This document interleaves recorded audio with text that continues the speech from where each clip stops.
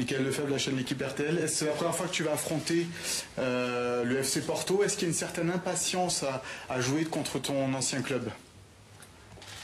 Oui, en termes émotionnels, oui, c'est un peu difficile, mais nous joueurs, on a l'habitude de jouer contre les anciens clubs, et ça c'est un match de plus que nous va essayer de faire la chose bien et de sortir avec les 3 points, que ça c'est le plus important.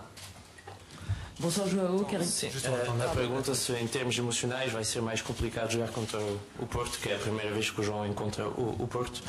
Sim, é verdade que em termos emocionais não vai ser fácil, mas também já estou habituado a jogar contra clubes onde já evoluí no passado. O mais importante vai ser realizar um bom jogo e conquistar os 3 pontos. Bonsoir João, Karim Gali, la chaîne L'équipe. On voit que Falcao est en très grande forme depuis le début de la saison, 11 buts marqués sur les 21 en championnat. Est-ce qu'on peut parler d'une Falcao dépendance? Non, je pense que Falcao seul, il ne peut pas faire tout. Nous sommes une équipe et après Falcao, oui, fait la différence devant les buts, fait les buts. J'espère qu'il peut continuer à faire les buts, mais ce n'est pas indépendance de lui. Nous sommes une équipe qui fait tous les matchs, qui travaille pour un objectif. Et Falcao, c'est un jour plus qui nous aide. Falcao marcou 11 gols desde o início do campeonato. Se a equipa do Mário tem uma dependência ao Falcao. Não, o Falcao sozinho não pode fazer tudo. A gente jogamos como uma equipa e o Falcao, é verdade, faz a diferença e marca gols, mas espero que vai continuar a marcar. A equipa trabalha sempre pelo objetivo e o Falcao é um jogador que ajuda a equipa a conseguir isto. Bonsoir João, Jérémy Cortés, Infosport Plus, Canal Plus, ici. Vous suivez forcément encore le football portugais. Que vaut cette équipe de Porto qui a parfaitement débuté sa saison en championnat, qui semble un ton en dessous sur la scène européenne? Porto, c'est une belle équipe, qui aime jouer à l'attaque, qui fait la pression, qui vous cherchez beaucoup de ballons, qui joue bien les contre-attaques aussi. C'est une belle équipe qui a besoin de faire tout et de jouer à 100% pour éliminer tous les points forts de Porto et démontrer que nous avons la qualité aussi et que nous pouvons gagner demain. O que vale o Porto, que fez bom início de campeonato, mas que perdeu no seu primeiro jogo da Liga dos Campeões. O Porto é uma boa equipa, com um estilo de jogo ofensivo, que mete muita pressão quando tem a bola. É uma equipa que gosta de controlar a bola também, mas que joga bem no contra-ataque. Vamos fazer um jogo contra uma boa equipa, vamos ter que dar o nosso melhor e 100% para eliminar os pontos fortes do Porto e estar concentrado sobre o nosso trabalho para realizar um grande jogo. Bonsoir João, ici sur ta droite, Nassim Tirech pour Perform. Tu as connu Falcao à Porto et à Monaco. Il a été très fort à Porto, il est très fort aujourd'hui à Monaco. Pour toi, lequel des deux Falcao est le meilleur? Est-ce qu'il est revenu à ce niveau-là ou... Falcao, c'est bon à Porto, c'est bon à Atlético, oui, il a passé pour Chelsea, Manchester. Il a fait pas beaucoup de choses, mais maintenant il a très bien. J'espère qu'il peut continuer pour nous aider à notre objectif, que c'est le championnat et la Ligue des Champions. Et demain, j'espère qu'il peut faire les buts ou quelque chose de plus pour nous aider. João jogou com o Falcao no Porto e no Mónaco. Qual era o melhor Falcao? Falcao é bom jogador, foi bom jogador no Porto, no Atlético, passou um momento mais difícil no Chelsea e no Manchester, mas agora está muito bem novamente. Falcao vai continuar a ajudar-nos e espero que amanhã vai conseguir ajudar a equipa mais uma vez e também durante a época para a Liga. Boa tarde, João Moutinho para o Porto Canal. Para além do João Moutinho, também o Falcao de frente ao Futebol do Porto. Pergunto-lhe quais foram as sensações que os dois viveram quando viram que o sorteio os ia colocar frente ao Futebol do Porto e se nos últimos dias também têm conversado um com o outro sobre este reencontro. Nos últimos dias não, conversámos sim depois de sair do sorteio. Eu, falando de mim, gostava de que tivesse saído uma equipa portuguesa. Acabou por sair logo o Futebol Clube do Porto, uma equipa onde joguei alguns anos e tenho memórias muito boas. E é isso, foi um sorteio que gostei, com certeza o Falcão também, porque é sempre bom jogar contra equipas que conhecemos, mas que não falámos muito mais sobre isso. Falámos sim em concentrarmos, que ia ser um grupo difícil, equipas difíceis que iríamos defrontar, mas que tínhamos capacidade e se estivéssemos a 100% conseguiríamos superar, e espero que amanhã consigamos ser superiores ao Futebol Clube do Porto e conseguir os 3 pontos que são importantes para nós. Quelles ont été vos sensations à vous et Falcao lorsque vous avez vu que le FC Porto était dans votre groupe? Et est-ce que vous en avez parlé? Les derniers jours, nous n'en avons pas parlé, on en a parlé après le tirage bien sûr. J'avais envie de jouer face à un club portugais. On est tombé contre le FC Porto, un club où j'ai déjà joué, où j'ai beaucoup de bons souvenirs. C'est un tirage que j'apprécie. Falcao, je suis sûr qu'il est très heureux également car on rencontre un ancien club et c'est toujours agréable à jouer ce genre de match. Mais nous sommes aussi maintenant très concentrés. Nous savons que nous avons un groupe difficile avec de bonnes équipes. Et que nous savons également que si nous sommes à 100% et que nous donnons le maximum, nous avons les capacités pour passer.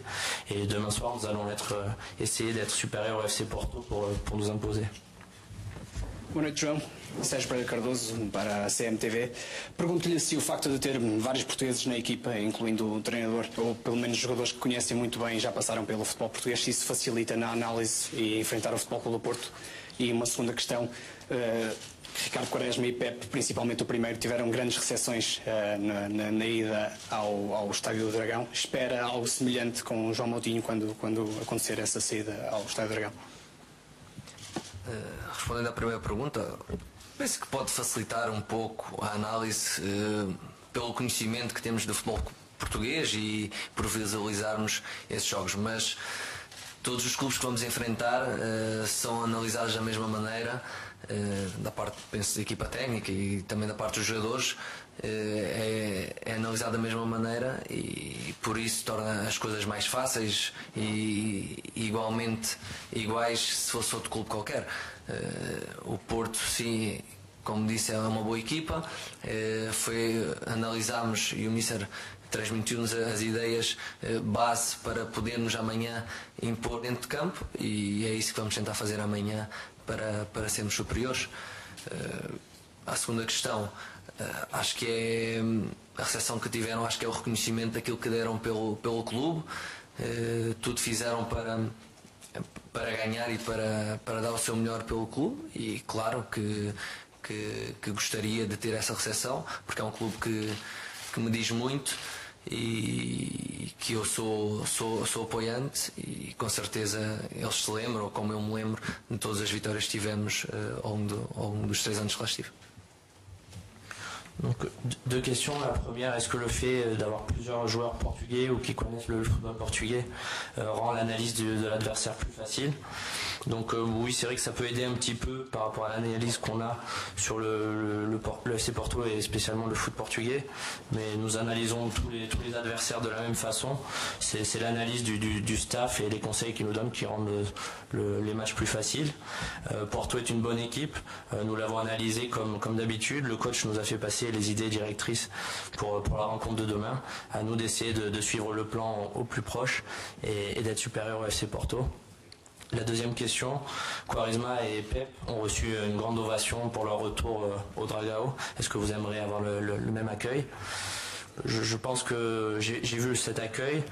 Je pense que c'est la reconnaissance des supporters pour tout ce qu'ils ont fait pour le club. Ils ont toujours donné le meilleur pour le maillot. J'aimerais avoir une réception de ce type aussi. Je suis supporter du club et je me souviens de tous les grands moments que j'ai vécu avec ce maillot. Bonjour, Fabien Pigalle de Nice Matin. Vous avez connu une première à Leipzig un peu compliquée. Est-ce que tu peux nous décrire les grandes différences entre un match de championnat et un match de Ligue des Champions? Sont 2 compétitions différentes. À Leipzig, c'est une équipe très jeune qui vous fait qui fait, je pense, les premiers matchs à la Ligue des Champions. Et c'est le premier match qui nous a fait à la Ligue des Champions. C'est un match difficile contre une bonne équipe. Et nous fait un match nul, un point à l'extérieur, que c'est bon, nous fait point à l'extérieur et nous gagne notre match à la maison. Comme je dis, c'est deux compétitions différentes, on ne peut pas analyser une ou l'autre, c'est différent. Então, a pergunta sobre as diferenças entre o campeonato e a Champions League e também o primeiro jogo em Leipzig, que foi um pouco complicado. São duas competições diferentes. Jogamos contra o Leipzig, que é uma equipa muito jovem, que fez o seu primeiro jogo na competição. Também foi o nosso primeiro jogo nesta competição contra uma boa equipa. Conseguimos um empate fora, que é um bom resultado. Fazer empates fora e ganhar em casa é un caminho correct et amanhã vamos tentar gagner ce jour. Dernière question pour Joao. Oui, Joao ici. Est-ce que le match nul à Leipzig, la victoire de Porto, le fait que ce soit un groupe très serré, vous oblige déjà à gagner demain soir face à cette équipe de Porto? Comme je l'ai dit, je pense que les matchs à la maison sont très importants à la Champions League. Et nous avons besoin de faire tout pour gagner, c'est important pour nous, aussi pour Porto qui vient en défaite. Ce sont deux équipes qui vont jouer pour gagner et j'espère que nous pour sortir avec les 3 points que c'est très important pour nous.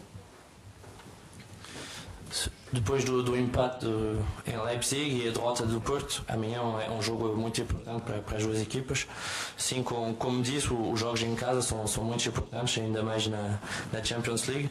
Vamos fazer tudo para ganhar amanhã, mas vai ser um jogo importante para nós, mas também para o Porto. As duas equipas vão lutar para o resultado, mas amanhã espero que vamos conseguir ganhar estes 3 pontos que são muito importantes para a gente.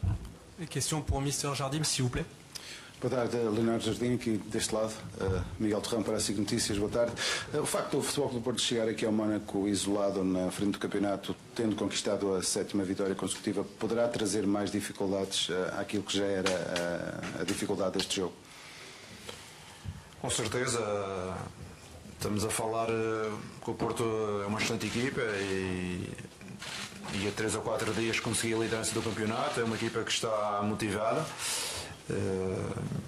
É uma equipa que tem muita qualidade em termos de jogadores, tem um treinador que eu gosto em especial, que acho que deu um cunho especial à equipa esta época. Por isso será sempre um jogo competitivo e acho que o grupo também é competitivo, as 4 equipas são equipas equilibradas em termos de valor, por isso acho que os jogos vão se decidir muito ao pormenor. Donc le FC Porto est actuellement premier du championnat, a signé sa 7e victoire consécutive. Est-ce que ça rend cette confrontation plus difficile? Oui, c'est vrai que c'est une excellente équipe qui est en tête du championnat depuis 3-4 jours. Il y a beaucoup de qualité au niveau des joueurs, un coach qui travaille très bien aussi que j'apprécie. Ça va être un match difficile, comme je l'ai dit, nous avons un groupe équilibré et toutes les rencontres vont se jouer sur des détails. Bonsoir Leonardo, Jérémy Cortés, Canal+, Infosport+. Monaco va mieux depuis plusieurs semaines, notamment parce que les recrues semblent de mieux en mieux adaptées. On pense à Jovetic, à Ghezal. C'est quoi la recette, votre recette, pour en si peu de temps avoir réussi déjà à intégrer les recrues? Non, je crois que Monaco débuté très bien cette championnat. Je crois que nous avons raté le match de Nice, mais les autres matchs nous jouaient bien. Même avant d'arriver le recrute, nous jouions bien avec les joueurs qui débutaient la pré-saison. Nous avons un groupe compétitif et c'est normal que nous attendions que tout le monde arrive en bon moment de forme.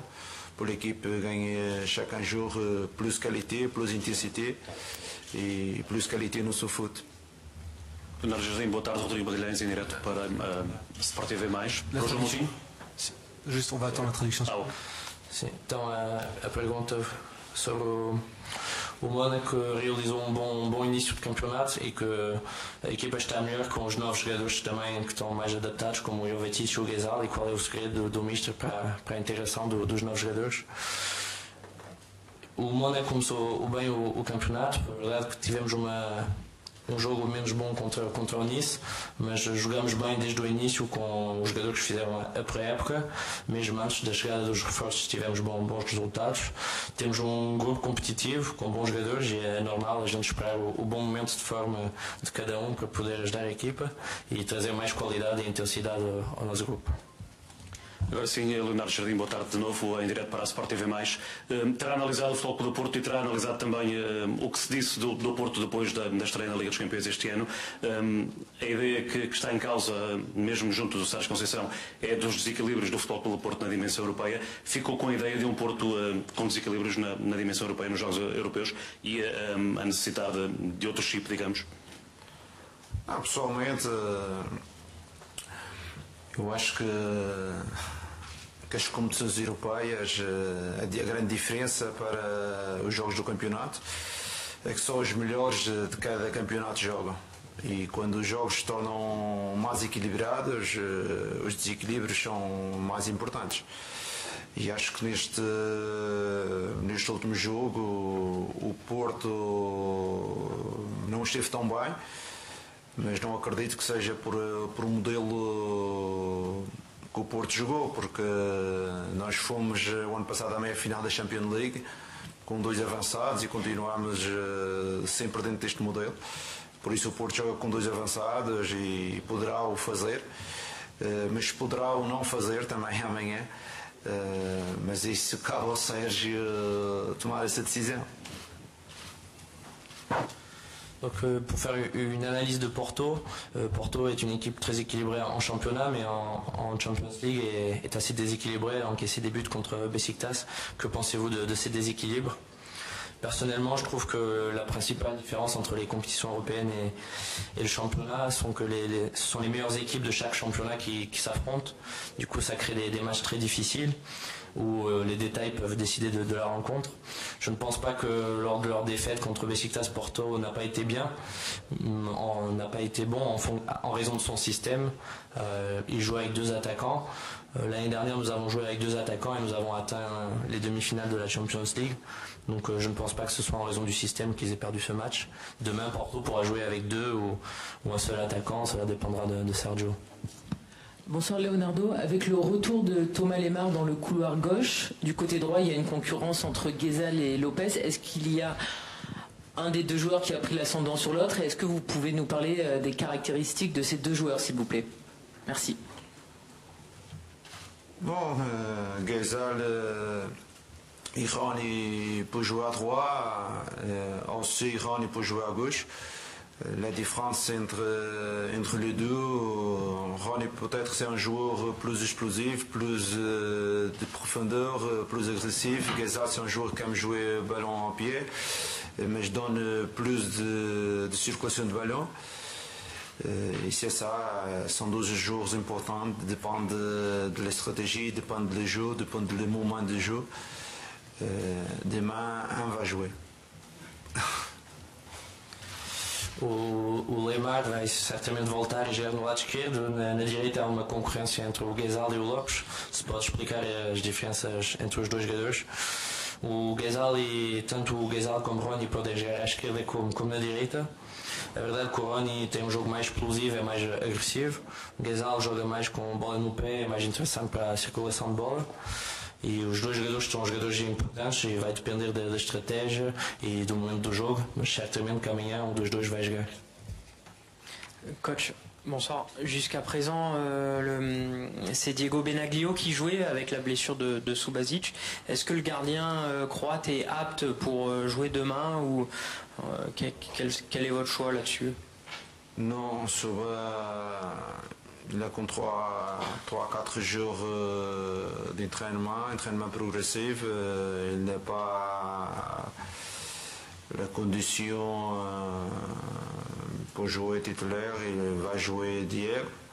Mais moi, j'ai la confiance en les 2 parce que les 2 sont 2 grosses gardiens. O Bernardo jogou os últimos jogos. A pergunta é saber se o Subasic está pronto para jogar amanhã. O Subasic tem 3-4 dias de treino progressivo. Penso que não está em condições de jogar e ser titular. Amanhã vai ser o Diego, mas tenho uma grande confiança e os dois são dois grandes guarda-redes. Boa tarde, Leonardo Jardim. Álvaro Gonçalves para a Bola TV. Pergunto-lhe, o Mónaco apenas perdeu 2 dos últimos 14 jogos que fez em casa nas competições europeias. Este dado dá algum tipo de favoritismo à sua equipa amanhã para o jogo frente ao Porto? Não, eu sinceramente não dou muita importância às estatísticas, porque acho que principalmente as competições europeias, cada ano é uma nova realidade, é um novo percurso, é isso que eu digo aos jogadores, porque as equipas mudam de jogadores, os adversários também, e acho que cada ano, cada equipa deve fazer o seu percurso. Com certeza que essas 14 vitórias ou esse grupo de vitórias dependeu da grande época em termos internacionais que fizemos o ano passado. Este ano temos que fazer o nosso percurso. Os jogadores que cá estão conscientes disso, que mais importante do que pensar o que será o futuro ou o passado é o presente e tentar fazer também a sua história esta época. Donc l'AS Monaco ne compte que 2 défaites lors de ses 14 derniers matchs en compétition européenne. Est-ce que ça donne un statut de favori à l'AS Monaco? Je ne donne pas beaucoup d'importance aux statistiques, surtout en compétition européenne. Chaque année, c'est une nouvelle aventure, une nouvelle réalité, car les équipes ont changé de joueurs, les équipes sont différentes. Donc chaque équipe doit réaliser son parcours à nouveau. C'est vrai que nous avons une bonne série, car l'année dernière, nous avons fait un bon parcours en Champions League. Mais les joueurs le savent, cette année, nous devons penser au présent et repartir vers une nouvelle aventure. Dernière question. Coach, bonsoir, ici. Le match va être forcément beaucoup suivi au Portugal. Est-ce que pour vous, c'est aussi l'occasion de montrer votre travail dans votre pays? Est-ce que ça donne un goût particulier quand vous savez que vous allez être suivi beaucoup plus qu'en temps normal? Sincèrement, moi, après arriver à entraîneur professionnel, toujours mes adversaires sont mes adversaires, indépendamment ça s'appelle Porto, Besiktas, autre équipe. Quand nous arrivons professionnel, c'est ça un peu que je en parle. Bien sûr que nous avons les amitiés en Portugal, mais c'est un adversaire. C'est un adversaire comme les autres. Nous travaillons, nous préparons les matchs comme les autres adversaires. O jogo contra o Porto vai ter sabor particular para você. Sinceramente, desde que comecei a treinar a nível profissional, sempre analisei os meus adversários como um adversário, o que seja o Porto, que seja o Besiktas. Claro que há algumas amizades que a gente tem em Portugal, mas vai ser um jogo contra o adversário e vou preparar da mesma maneira para tentar ganhar. Coach, une dernière question, Franck Tréviot, Canal+. Conceição a dit quelque chose d'intéressant juste avant. Il disait que votre force finalement c'était de révéler des joueurs. Est-ce que c'est ça qui explique votre succès, c'est de bonifier tous ces joueurs que vous avez sous la main? Mon force c'est toujours d'entraîner bons joueurs. J'ai cette chance d'entraîner bons joueurs, bonnes équipes et de travailler. Ne pas oublier qu'à parole avant le succès, c'est toujours le travail. Parce que je n'ai pas croire le succès avant le travail. Et c'est ça. Conceição, c'est très gentil. Il est un ami, pour ça qu'il parle de ça.